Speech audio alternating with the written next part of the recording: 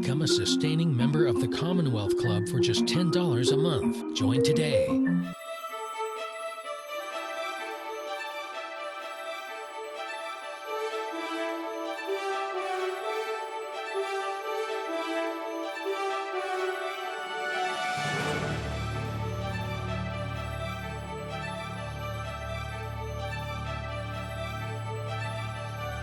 Good morning and welcome to today's virtual meeting of the Commonwealth Club of California. Today's program was coordinated by the club's member-led Middle East Forum. I'm Banafsheh Keynoush and I'll be your moderator for today's program called America and Iran. And it is my great pleasure to introduce our distinguished speaker today. Dr. John Ghazvinian is an author, historian, and former journalist specializing in the history of U.S.-Iran relations. His latest book, America and Iran, A History from 1720 to the Present, is a comprehensive survey of the bilateral relationship and based on years of archival research in both Iran and the United States, which he has been working on since 2008. He's also the author of Untap: The Scramble for Africa's Oil, as well as a co-editor. He has written for such publications as Newsweek, The Nation, The Sunday Times, and The Huffington Post, and has taught modern Middle East history at a number of colleges and universities in the Philadelphia area.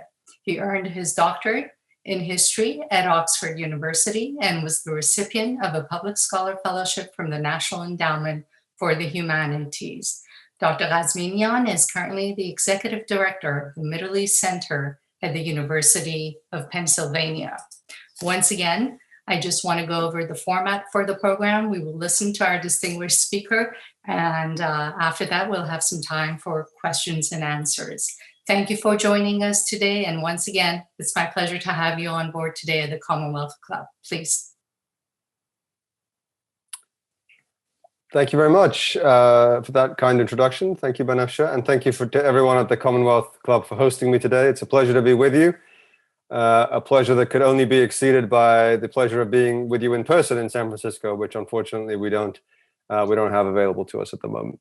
But I look forward to a robust and interesting conversation. I will keep my opening remarks quite brief, 15, 20 minutes, give a little bit of an overview of the new book. The book is a history of US-Iran relations, of course, and it's not the first time anyone's done a history of US-Iran relations, and it won't be the last time. This is a subject that is evergreen. It comes up from time to time. It's always with us. I suppose I should start a little bit about how this book came about and why, and what I was trying to do with the book that I hope was a little bit different. So I'm trained as a historian. I worked as a journalist for a number of years. My first book was a work of journalism, but I wanted to get back into history for this book about 12 years ago when I first started working on it. And I thought, I really want to work on Iran and I want to work on something historical. I don't know exactly what. And then it just seemed like to me the obvious thing was, well, what about a comprehensive history of US-Iran relations? And I was aware that other people had written on the subject, but I was trying to think, well, what can I do that hasn't been done? And there were several things that I felt were perhaps missing. One of the things I noticed immediately about other histories of US-Iran relations was that in some ways they reflected the same problem that we have with anything that has to do with a conversation about Iran and America, which is that there's this real divide between Iran and America, and that is reflected in the way the history is told. Specifically, every American historian who has written on this subject has primarily used American sources, American archives, and every Iranian historian has used predominantly Iranian archives. The reasons for that are very obvious. You're not able, as an Iranian scholar, you're not going to be able to pick up and just come to America to do archival research easily, and vice versa. And this has reflected a certain skewed perspective, I suppose, in both countries. Historians are looking at this from their own perspective of their own archives. Well, why does this matter? Well, one of the things I noticed is, especially some of the American historians that have written about this, and there are some terrific histories of US-Iran relations. I highly recommend James Bill's book from the late 1980s, for example. But all of them begin somewhere around 1940. And it makes sense why they do that, because before Pearl Harbor, before 1941, the US was an isolationist power. The US was not interested in far-flung parts of the world like Iran. Iran might as well have been Antarctica as far as anyone in the State Department was concerned. There were no critical American interests in that part of the world. But everything changed after Pearl Harbor. U.S. began to develop a far more interventionist and kind of internationalist approach to its foreign affairs. So it makes sense that American historians would look at the period before that and say, well, we don't need to really worry about that. It's not really important. The U.S. wasn't really interested. But I think that's an interesting way of approaching history, because what are you saying when you say that?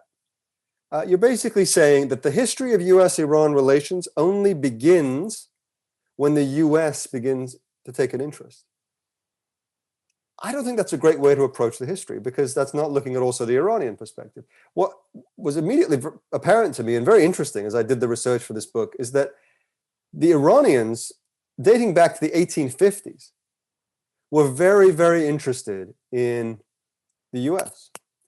One Iranian government after another from the 1850s until the 1940s wanted to get the US more involved and more interested in Iran's affairs as a way to kind of balance out some of the pressures that Iranian governments were feeling, especially from Britain and from Russia. The US didn't really reciprocate this, but the fact that for almost a century, the Iranians are very interested in cultivating a better relationship with the United States seems to me just as important a part of the story. And it's the part that we tend to leave out when we tell the story here in the US.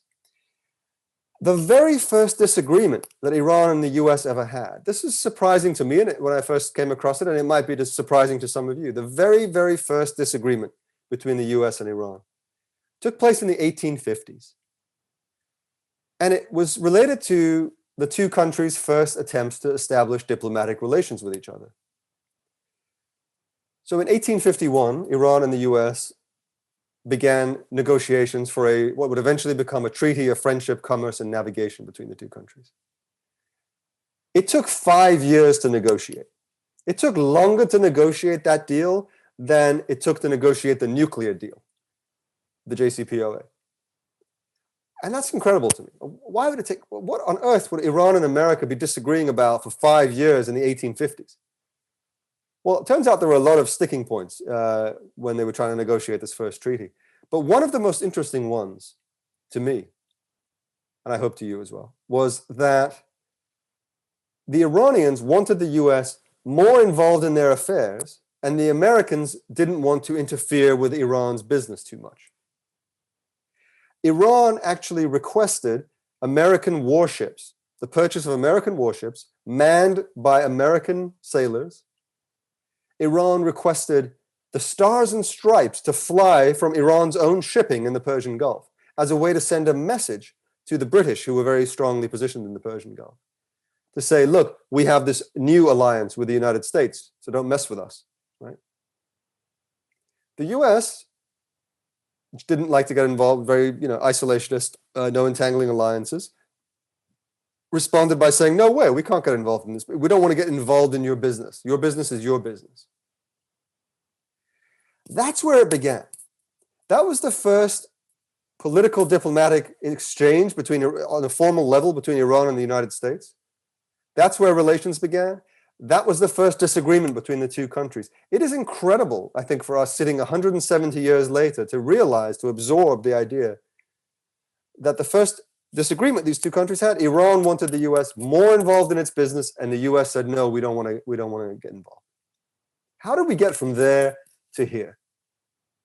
Well, when you start the story in the 1940s, you don't look at that. You don't ask those questions. You don't get answers to those kinds of things. But I think that is just as essential a part of the story, is how is it that for almost a century, Iranians were so interested in the United States, and the US seemed kind of standoffish, and that made the US even more appealing to Iran, right?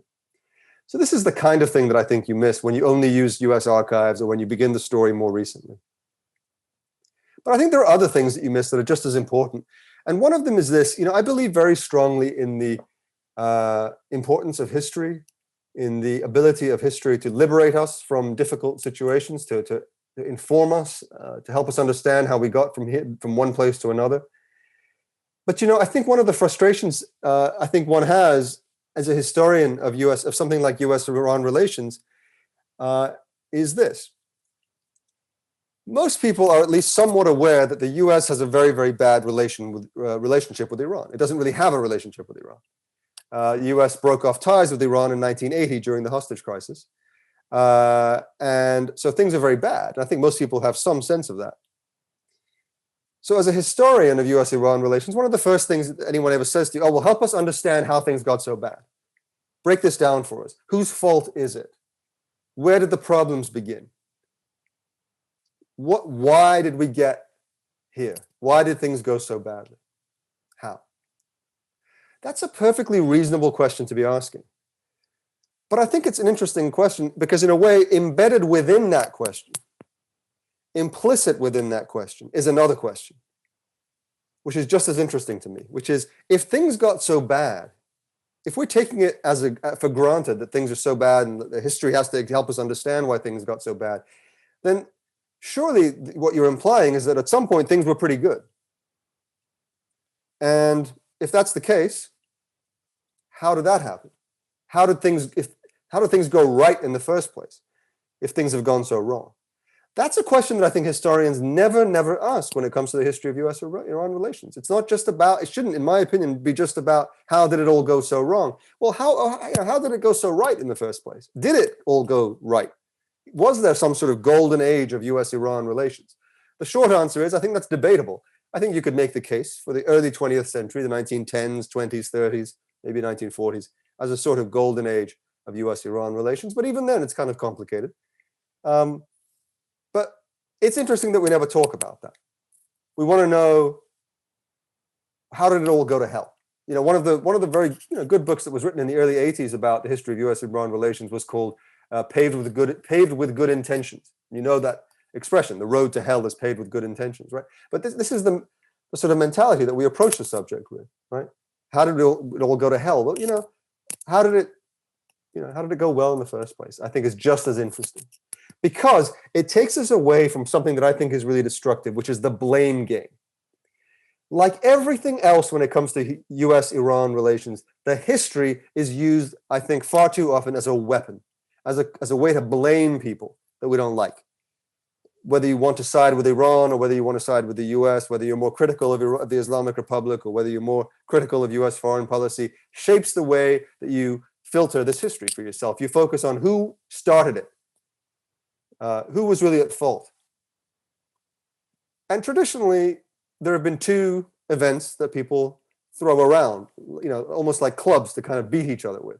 One, of course, is the hostage crisis at the US Embassy in Tehran from 1971 to 1981, sorry, 1979 to 1981, which many of you might remember, where there was a revolution in Iran. Iran had a very pro-American government under the Shah, the king, at the time, but he had become very unpopular, and there was a large revolution against his regime. And in the process, the US gave refuge to the deposed Shah, and that angered the revolutionaries who stormed the US Embassy in Tehran. And some of these radicalized students took 52 American hostages captive in their embassy for what ended up becoming a standoff of over a year. Right? For a lot of Americans, that's where it begins. That's the original sin, right? That everything seemed kind of okay until that point. For Iranians, it's 1953. It's the CIA. It's when the CIA gave its backing to a coup against a very, very popular prime minister in Iran, Mohammad Mossadegh, who had tried to nationalize the Iranian oil industry, make the oil industry work for the Iranian people rather than for the British oil company that owned the company at the time and had complete control over Iran's oil. And the British managed to convince the Americans, the Eisenhower administration, to back a coup, a violent coup that actually overthrew the prime minister, and that angered a whole generation of Iranians, and in many ways gave rise to a kind of backlash 25 years later, 26 years later in the Iranian Revolution. These two events are always thrown around as kind of accusations, right? Oh, America started it in 1953. Iran started, took hostages in 1979. That's the real problem. I wanted to get us away from this way of looking at history. History is not a weapon. History is not something to beat your opponents with. History is not a courtroom drama. It's not a boxing match. I think if we can stop thinking about who we're going to blame, history can really liberate us from this kind of trap that we're in. Because one of the first things you realize when you look at the deep, deep history of US-Iran relations, going back a couple of centuries, is that for the overwhelming majority of their history, these two countries have shared an incredible level of mutual fascination, mutual admiration, even a kind of mutual infatuation or idealization. And that's pretty extraordinary. And that is why I started in 1720. Because that choice itself may seem eccentric, right? Why go back that far? The very first diplomatic relations between the US and Iran were in the 1850s, as we just said. The very first people-to-people exchanges were in the 1830s, when Presbyterian Protestant missionaries came from the US to Iran to proselytize Iran's Christian population, as well as to build schools and clinics and so on. So why not just start there? Like a lot of, that would be a reasonable place. Why start a century before that in 1720? Because I want to get at something deeper than just the politics. I want to get at the mentality that each country had even before they came into contact, what they thought of each other, what their preconceived notions were. Because you know as well as I do, when you meet someone for the first time, and maybe if you bump into them randomly, that's different. But if you are told about someone and then you meet them, you're already coming in with a preconceived notion. So that prehistory of a relationship is also important to me. And I think it also gets us out of that political trap where we think to ourselves, okay, well, what do these countries think about each other? When they didn't know that much about each other. I would say they still don't know much about each other, but when they really didn't know anything about each other, what did they think? And what is that baggage, that mental baggage that they bring with them? Well, here's what's interesting, right? Because I talked about this atmosphere of mutual fascination, mutual idealization. That's where it begins. It begins in the 1720s, of all things, on the American side. In the Iranian side, it begins a bit later. And I can see I'm running out of time, so I'll keep this very short and maybe just stick with the American side for the moment. This absolutely blew my mind, right? When I started looking at American newspapers from the 1720s, published in places like Philadelphia and Boston. There had been no newspapers really published regularly in North America before around 1719, 1720. Very sporadically, but they started appearing regularly, especially in Philadelphia and Boston around the 1720s. And I did a quick search when I was starting my research for this way back in 2007, 8, and plugged in the word Persia to see, if they talked about Iran, or Persia as they would have called it. Well, this amazed me. Not only did the American newspapers talk about Persia, they were obsessed with Persia. The American Weekly Mercury, a newspaper published in Philadelphia, sometimes would have 25 to 30% of its newspaper was consumed with Iran, with Persia. I even came across a headline at the very top of the newspaper once in one week that said, "We regret that we have no news about the situation in Persia." That was headline news in America in the 1720s. We have no news from Iran this week. I mean, that amazed me, and I'm probably amazed as you, but it gets even worse. It gets even more crazy. Not only were the newspapers consumed with Iran, but they were overwhelmingly, vocally pro-Iranian. Why? I'll be very, very brief, and then I'll wrap it up here so we can have our Q&A. Basically, big news story of its day in 1722, which just happened to be the big international news story of the day, was that the Persian Empire was collapsing. Now, there have been many Persian empires, but the Safavid dynasty was collapsing. There was a massive revolt from the east by the Afghans, by Mahmud Hotaki. And the Americans assumed, so this was this great, great, glorious empire. And so this was a big news story, right? It was being sacked by Afghans in the east. The Americans assumed that because the Afghans were Sunni and the Iranians were Shia, that the Afghans were being secretly supported by the Ottoman Empire, which was also Sunni. Now, this was not actually the case. So this was the very, very first time that the American media completely misunderstood a major news event in the Middle East and decided to overwhelmingly take one side and simplify the whole thing for its readership. That was happening 300 years ago, right? They believed that there was this collusion between the Ottoman Empire and the Afghans, and because the Ottomans were the big evil empire of the day, remember from your school history, the Crusades, the Ottomans, right? The holy wars over Jerusalem and so on. This had gone back centuries.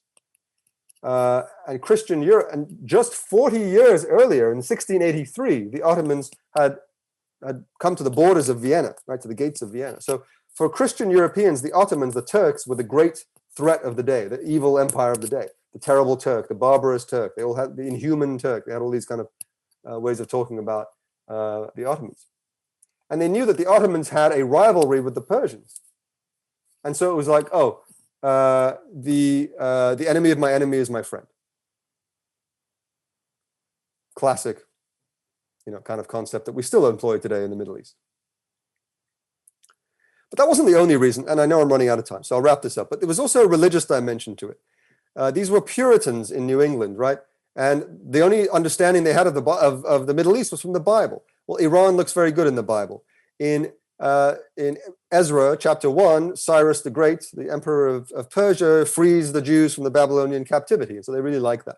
The three magi, the three wise men from the east, those were, magi is plural of magus, which is a Zoroastrian priest. They were probably Iranians, right? So Iran looks very good in the Bible. On top of that, the Ottoman Empire at this point is in possession of all the holy sites around Jerusalem and so on.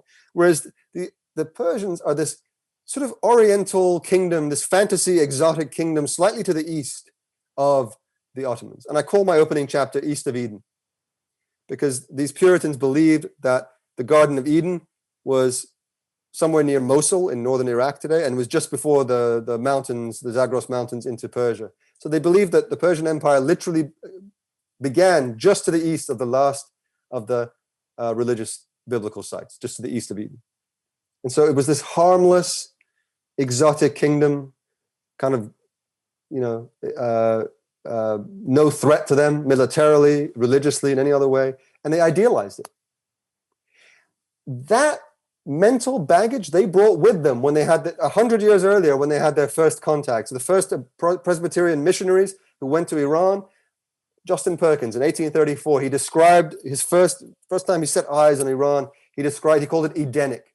Edenic was the word he used, literally like the Garden of Eden, like a paradise. This matters because I would argue that this mentality remained right through the 1970s.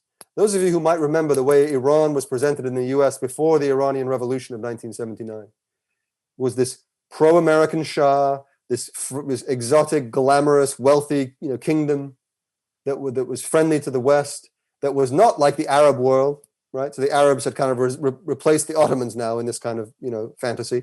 But when in the 1970s, when Americans looked at the East, they saw Arab socialism, Arab wars with Israel, anti-Americanism. They saw the Arab oil embargo, all these things they didn't like. But just to the east was this Shah of Iran, right? So I think these preconceived notions really matter. And I'll just very briefly say that the Iranian version of this started about 100 years later, in about the 1860s, for reasons that we talked about. They saw the US as a kind of anti-imperialist power, a country that had come to power in a revolution against the British Empire, that understood the plights of, that didn't interfere in other countries' affairs. And this is why they first became interested in the US. So it was almost like a parallel. Just like the US had this kind of East of Eden approach to Iran, Iran was like a friendlier, less threatening version of the Muslim world. The US was a less evil, threatening, imperialistic version of the West for Iran. This is where all this begins, and I think that's where I'll sort of leave it there, but I'll sort of open it up to Banafsheh. But I'll just say one final quick thing I've just reminded of. In some of those newspapers from the 1720s, they would try to explain to American readers the difference between Sunni and Shia Islam. And they would say that the Shia are better because they're less Muslim. They're heretics. They even described the rivalry between the Ottomans and the Persians. They called it a holy war between Muslims and Persians, which is such an interesting way of describing it, right? As if Persians are somehow not Muslim. They really believed that this was like the lesser of two evils. And the Iranians felt the same way about America. They liked the idea of learning from the West, the progress that the West was making, but they didn't like the imperialism of Britain and Russia. So they thought the US was a slightly more appealing version of that. That's how the two countries first found each other. It's time for the question and answer period, and we have quite a number of large questions to cover. And we'd like to just usually give the floor first to the moderator. So I'd like to abuse my position, if I may, and ask a couple of questions. You carry us through your book, which I have read, and it's right here behind me, through 4 seasons of the relationship between America and Iran, including spring, a summer, and a fall, autumn, and a winter. And I actually have several flowers around me to at least symbolize the current winter, a winter flower that is dominating the relationship between U.S. and Iran, and perhaps a spring symbolized by a violet. Do you foresee a spring coming in this relationship, which is largely misunderstood, and which, as you yourself demonstrate throughout the book and in your wonderful talk today, has gone through a couple of poignant reminders that there are things that bind the two countries, but at the same time, through a number of asynchronicities that seem to separate the two nations, the two people from each other. And so much of your book describes a relationship between people and not just two states. So I want, with that in mind, for you to tell us if we can anticipate a spring. Yeah, thank you for that question. That is actually, in fact, the epigraph to the book. The quote at the beginning is a poem from Hafez, the great Persian, the beloved Persian 14th century poet, that basically it sort of says, you know, when the lingering sorrow of separation lifts, the nightingale will tear back into the garden, its throat filled with song. And I really like that image because it implies the possibility of a renewal, of the end to this long, dark winter of mutual hatred can come to an end. Because we know that what always follows winter is spring. And so you're right, I did break this book down into these 4 seasons. And obviously the winter has been long and it's been difficult. It's been 40 years of mutual hostility. But I'm very much a believer in the fact that things can change. I don't think it's going to happen tomorrow. I'm realistic. I don't think that somehow you're going to wake up tomorrow and hear that, Biden has flown to Tehran and, they're signing a friendship treaty. But I do think that the logic of some of those early interactions is still with us. There's no reason. I mean, that's what I took away from the work on this book, is that there's no reason why things can't be like that within our lifetimes. The US and Iran share a lot of interests, not just cultural and political kinds of affinities, but also a lot of straightforward strategic interests in the region. Both countries want to see stability in Iraq, for example. Both countries are opposed to ISIS and sort of Sunni radicalism and jihadism. Whether it's the Taliban or whether it's Daesh, ISIS, any of these groups, they could be working together on these kinds of challenges, and instead they're working towards the same ends, but at each other's throat, but they're kind of against each other, which is a really strange way of doing things, an unfortunate way of doing things. So yeah, I am kind of optimistic. You're optimistic, and you speak a little bit about the region in which Iran is surrounded by. The former Ottoman Empire's territories up in the north, now Turkey, but also in the Persian Gulf region surrounded by Arab neighbors. In your view as a historian, and I ask this question myself as someone who's studied international relations, therefore I'm very, very keen to hear a historian's perspective of whether you believe that the region is amenable to an opening between the United States and Iran as such. Well, I think actually you probably know the answer to that question better than I do. As an international relations expert, I think this is maybe beyond my abilities as a historian. But I think that I think that there's always a certain triangulation that takes place, or quadrangulation between all these different powers and interests, whether it's the Saudis, the Gulf Arab states, the Israelis, the Russians, the Americans, the Iranians. we've never known a time when everybody just gets along in the Middle East. That hasn't, well, not in the 20th and 21st centuries anyway. I think that what tends to happen is a lot of horse trading of friends and allies and enemies, always interesting to me. And Trita Parsi writes very well about this in his book. I mean, how in the 1980s, for example, the Israelis were trying to convince the Americans that they should make friends with Iran, because at the time they felt that the big threat was from the Arab world, was from Saddam Hussein and from some of the more radical Arab regimes, and that Iran was a sort of tacit ally of the Israelis. This is despite the fact that it was right after the Iranian Revolution and when Iran was at its most radical, rhetorically, most radical kind of phase. But then when things changed and the Israelis entered a peace process of some kind with the Arab world in the 1990s, then everything changed and suddenly Iran was left on the sidelines as this kind of bogeyman and kind of evil force and all that. So a lot of this stuff is very tactical, and this is, I believe, still why so many of the sort of more conservative and pro-American Arab regimes and Israel are beginning to work together because it's an easy way to their real fear is that the U.S. will do a deal with Iran. That's what they're really afraid. They're not actually afraid of an Iranian nuclear weapon because everybody knows that Iran is not actually interested in that. What they're worried about is the idea of a closer relationship between Iran and the United States, because that makes them less relevant to the United States. It makes them less critical as allies. I mean, this is the kind of jockeying that takes place. I'm oversimplifying, of course, but I think at the end of the day, I think every country in the region and every group in the region needs to be given a reason to stop seeing everything as a zero-sum game. Needs to be able to, be given some incentive to join on with some sort of larger, peaceful regional architecture. I don't know what that looks like. I don't know if it's a sort of Marshall Plan for the Middle East. I don't think the U.S. has that in it anymore, quite honestly. But I think that in the absence of a really clear, leadership, like we had, for example, in the early 1990s, after the end of the Cold War, a clear American leadership in the region. In the absence of that, you're going to get this kind of jockeying for position, and the U.S. is going to be used in some ways as a kind of pawn in the midst of all these kinds of games. Thank you. We'd like to remind our audiences that this is a Commonwealth Club program called America and Iran.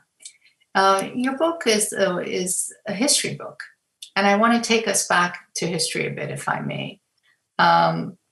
You speak yourself throughout the book, as well as today, about a cultural fascination between Americans and Iranians, or the Persians at the time. So much so that at the beginning of your book, you describe in interesting, very readable and accessible prose how the mindset of Qajar King Fath Ali Shah at the time worked when he tried to conceive of America as this unknown land, and would ask people, well, the Europeans who would come to his court in Persia, tell me more about this unknown land. And then your book carries out through the 20th century and through the enormous misunderstandings, especially since Iran's revolution, between Iran's current leaders and US leaders. And I wonder, in your view, how much of that cultural mismatch and misunderstanding still prevails in between the two nations? Yeah, I think it's still there in places, but I think that obviously the last 40 years has really changed everything. I think that unfortunately, look, I think that actually one of the interesting things is that, well into the 1950s, 60s, 70s, there was this kind of almost fantasy kind of, approach between both countries. I would say that before 1953, at least, Iranians tended to look at the U.S. as this kind of idealized, this kind of John Wayne movies and, cops and rubbers, police chases, cowboys and Indians, it was kind of exciting. It was kind of sexy. And they didn't know much more about Iran, about the U.S. rather than that. The only other thing they knew was about the American schools in Iran, which were run by Presbyterian missionaries, like Al-Bor School of Tehran, for example. That was their familiarity level with the United States. And in fact, I've always been struck by this, just just a couple of years before the coup d'etat in 1953, in 1950, I believe it was, summer of 1950 or 51, in the midst of all the nationalist rhetoric about the oil nationalization crisis, Samuel Jordan died in California. Jordan was for 40 years, he had been the principal of the American school in Tehran, and he was a beloved figure in Iran. And all of Tehran came to a standstill for his funeral. This was in the midst of the oil nationalization, just a couple of years before the CIA overthrew Mohammad Mossadegh, right? That is still the kind of idealized way that Iranians looked at the United States. And this was, nationalist, communist, religious. I mean, so a lot was lost after that. For Iranians, it was never quite the same after that, especially after the 1960s and 70s when the US gave more and more of its backing to the Shah's regime. But I think that Americans maintained a lot of that fantasy idea about Iran until the 1979 revolution. I was recently watching a documentary called Flame of Persia, which was narrated by Orson Welles in 1971, where it was a documentary about the Persepolis celebration, the 2,500-year anniversary of the Iranian monarchy. The Shah had a big, famous kind of celebration in the middle of the desert where he invited all these kind of kings and queens and foreign leaders and so on. It was very unpopular with Iranians at the time, actually, with many Iranians at the time, especially the left. But in the US, it was it's idealized. I mean, you look at that documentary and it's just, it could almost have been made in the 1720s. It was still this kind of rhetoric about this kind of glamorous, glorious Persian kingdom. So, Barbara Walters broadcast that Persepolis celebration by satellite to 5 million Americans in 1971, right? That was still the kind of fantasy world that we were living in right up until the revolution. I think, it exists in places here and there, but I think it's been so replaced by hatred on both sides since then. I think now the dominant American, when you say Iran to Americans, they don't think about that. They don't think about Persian rugs and, and these kinds of things. They think about really a lot of really very negative ideas. And the same with people in Iran when they talk about the United States. The image is very negative now.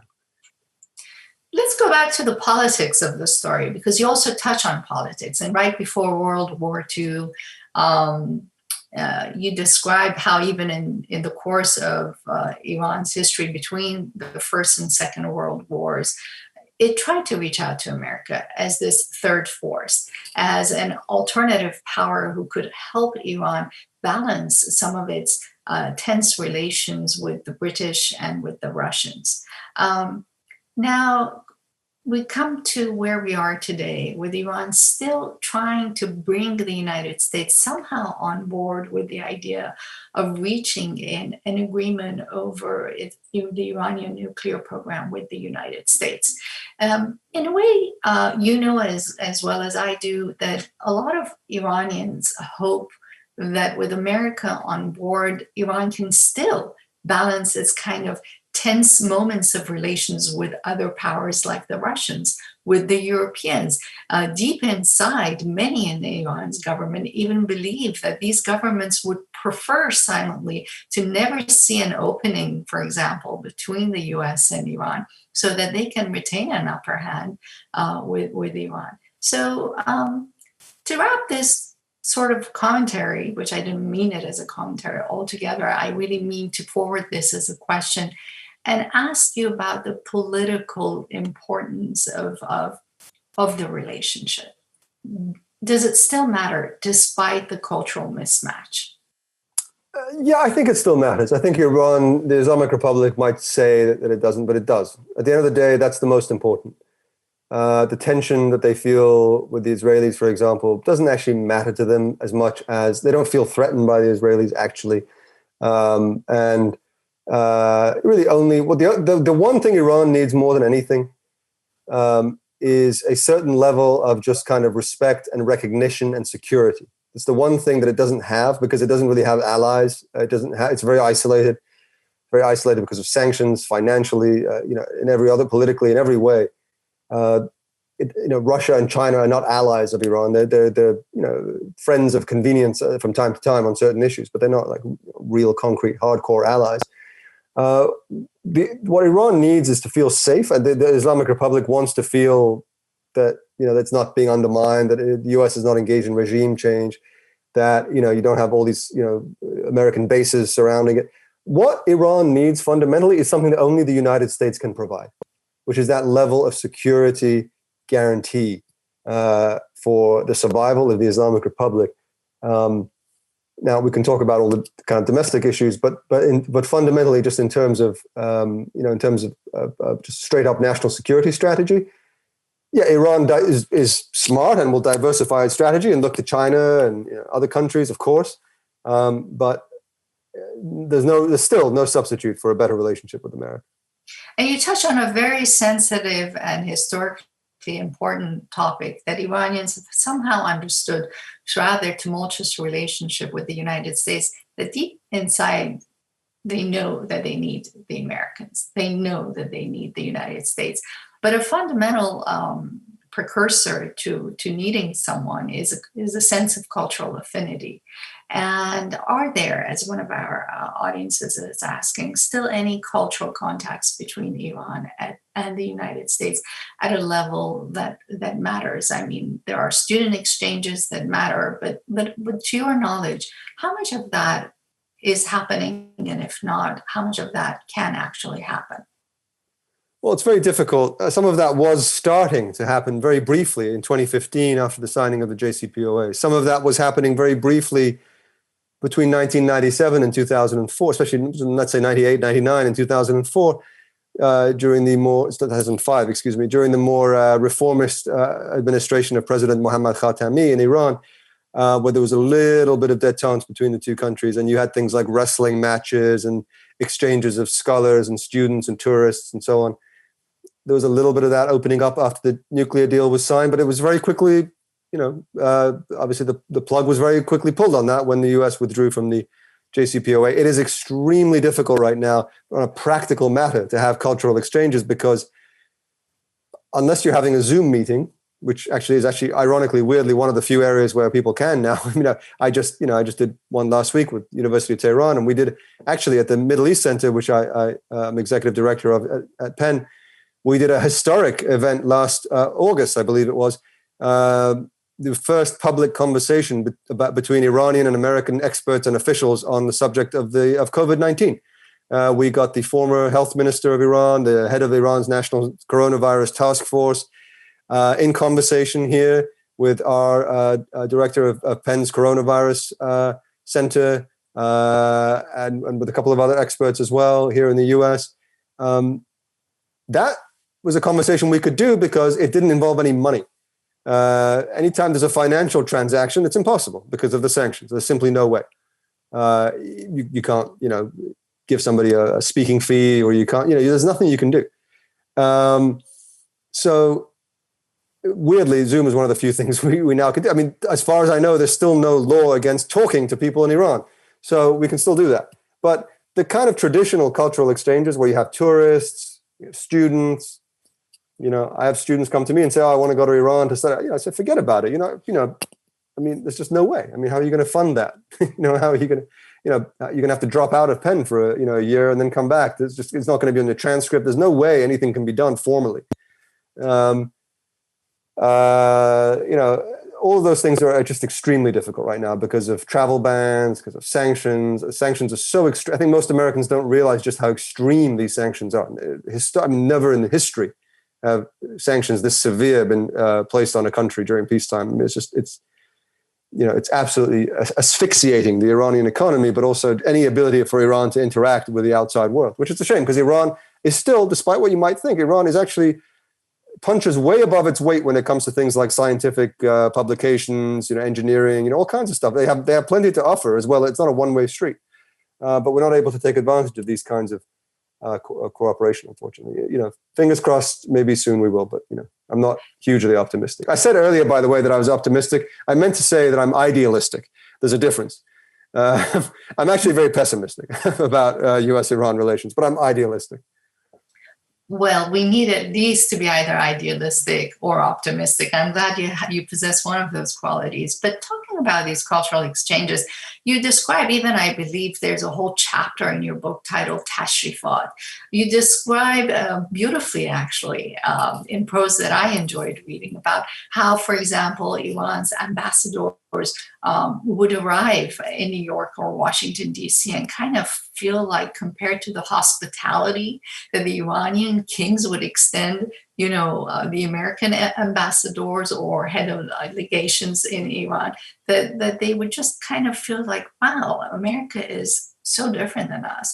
I mean, here we go, the Shah would send his troops to escort the American ambassador or representative, and the Iranian would be greeted maybe by a State Department official, and that was about it. And also be at times even mocked in newspapers over his mannerism or his misunderstanding of American culture. But even despite that, what's really interesting is that very same Iranian ambassador leaves with a positive impression of America as this land that's different. Maybe it's interesting that it's not self-possessed so much with the idea of tashrifat.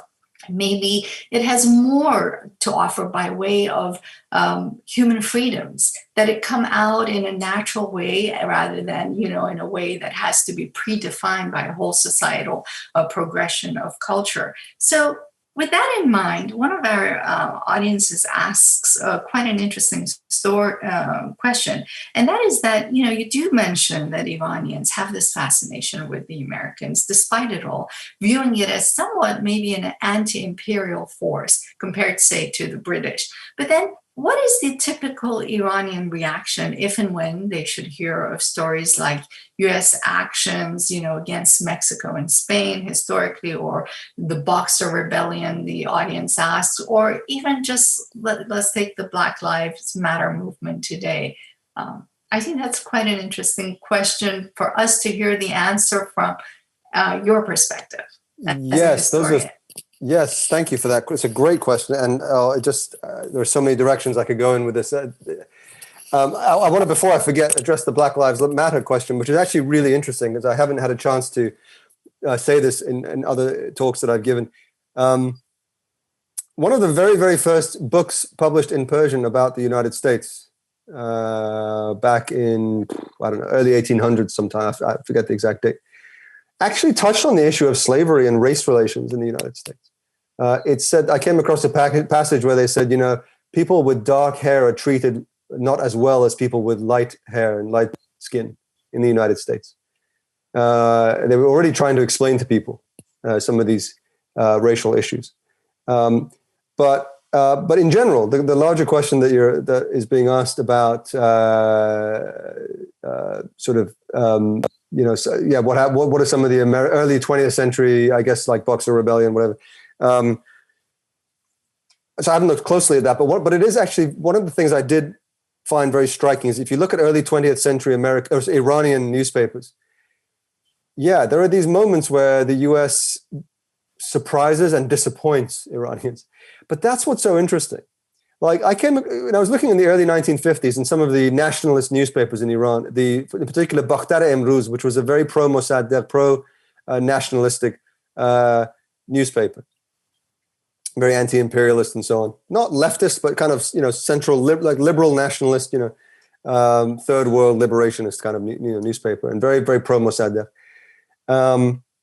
And when they criticized the United States, it was so interesting to me. They said things like, maybe the U.S. is kind of new to this. They're inexperienced when it comes to international affairs. Maybe they're being misled by the British.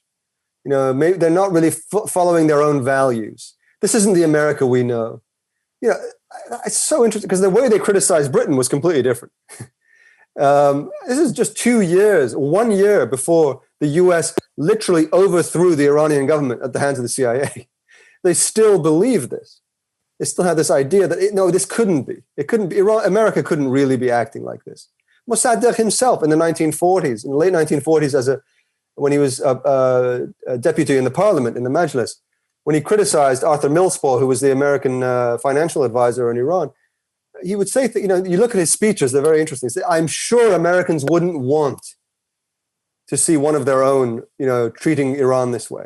The Americans are good people. There's a lot of that kind of language. It's so respectful and so disappointed, almost heartbroken, that the U.S. is not living up to its values, because it doesn't make sense. It does not compute. America's not supposed to be like this.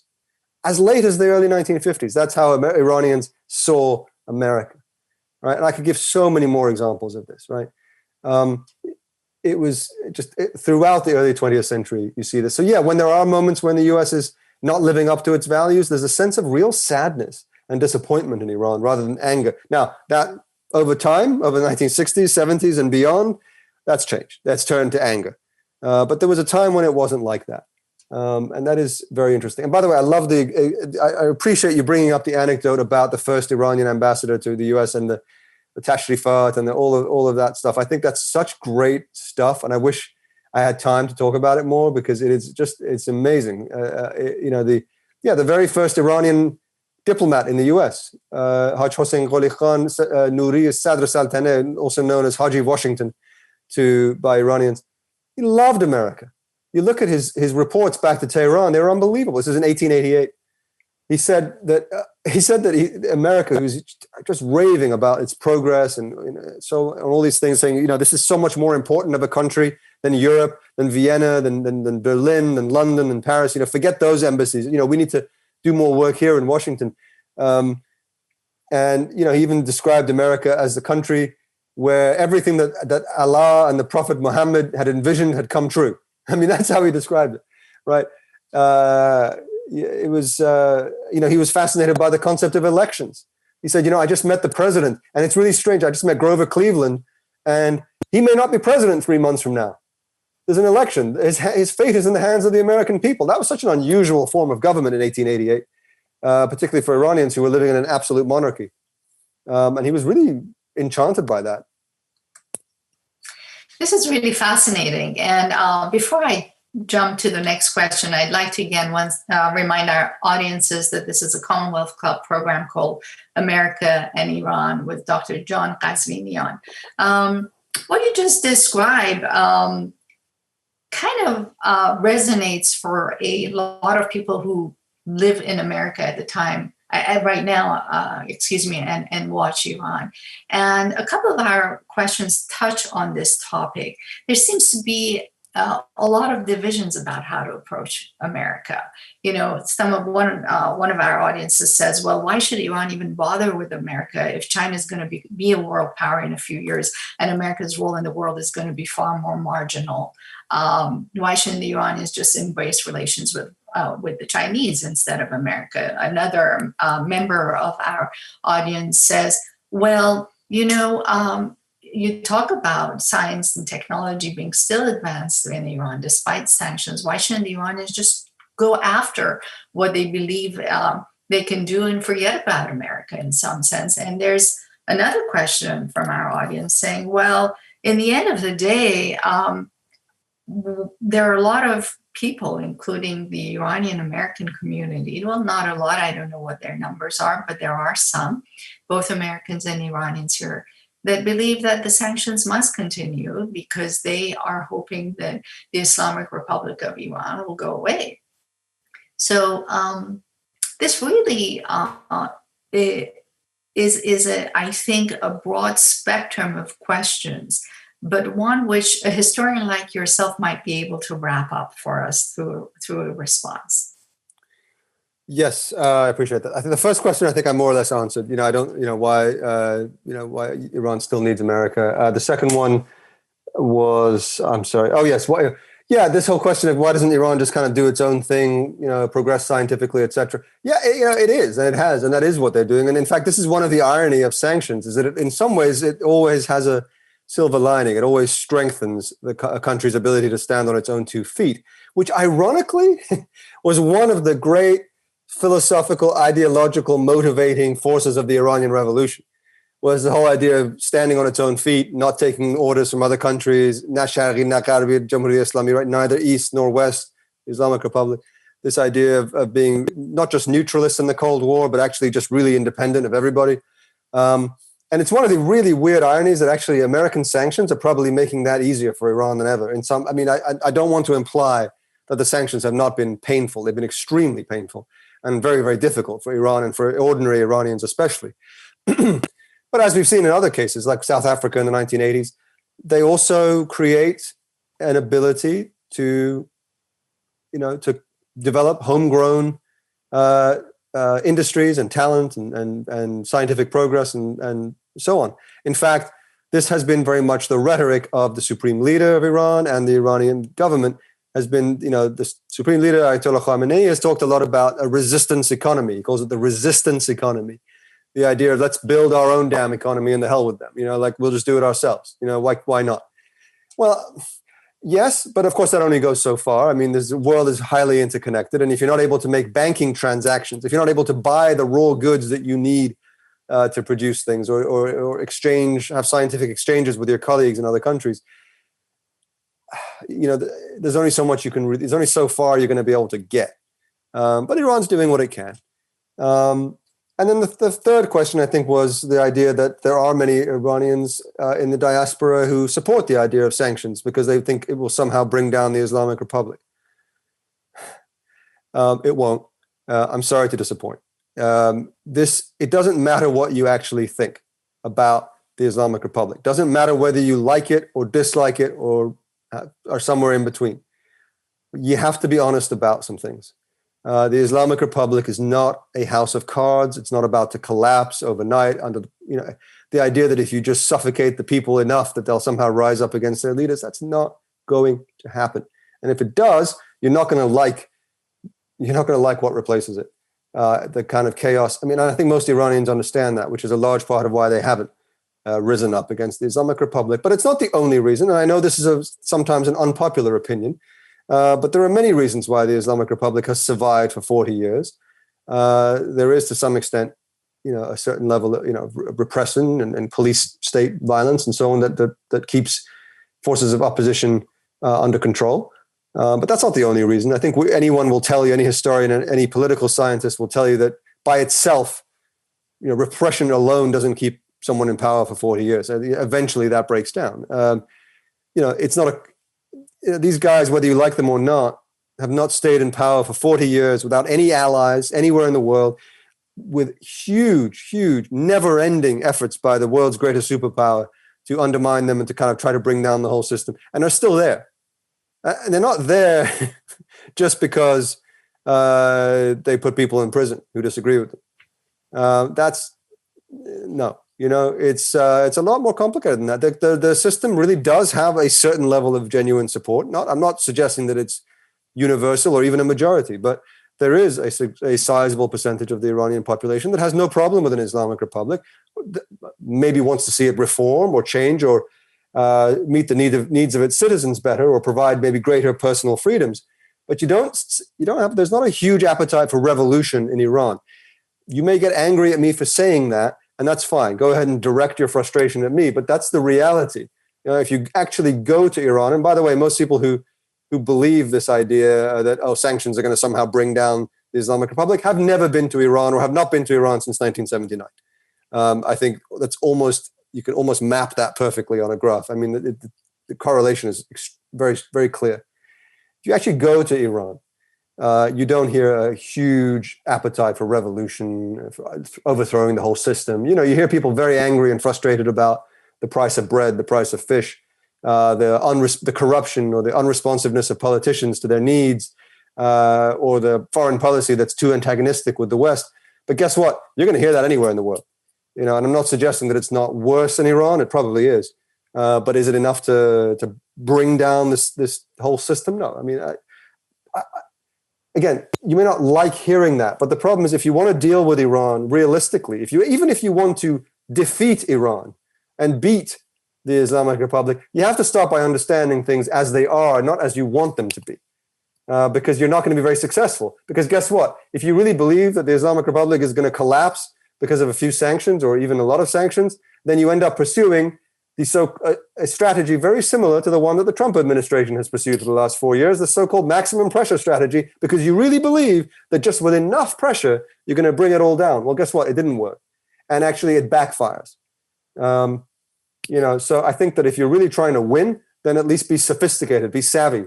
Don't put the wishful thinking out of it and think about how to deal with the forces that are actually there.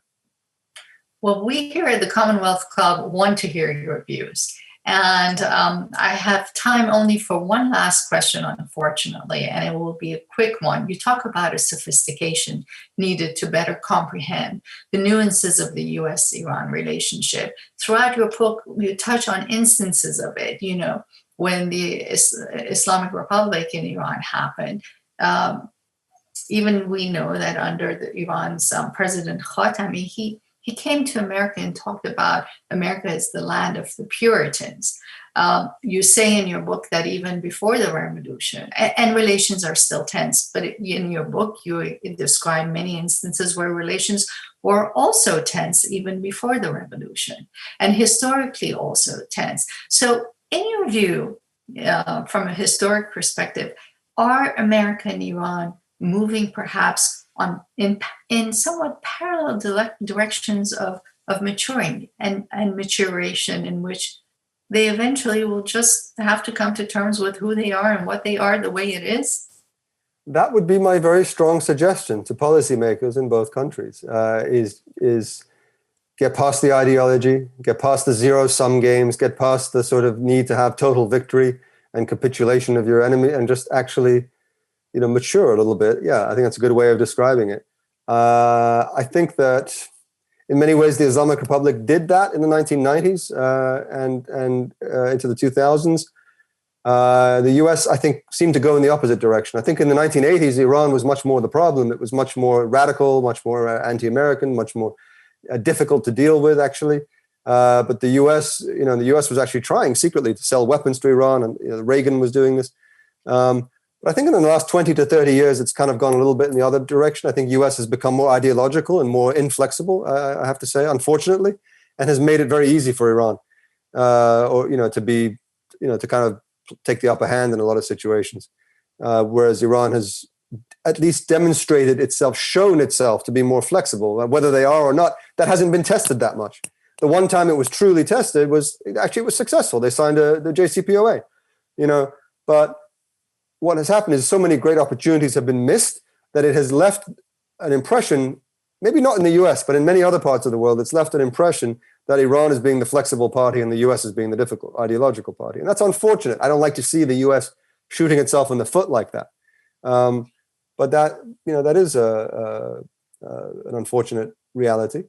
By the way, you mentioned that relations have not always been good, even in the old days. You reminded me of, maybe just end on this because it's kind of a funny anecdote. A lot of people think that the first time that the US and Iran broke off ties was in 1979 or 1980, I guess, April of 1980. But it's not. It's actually the first time was in 1936.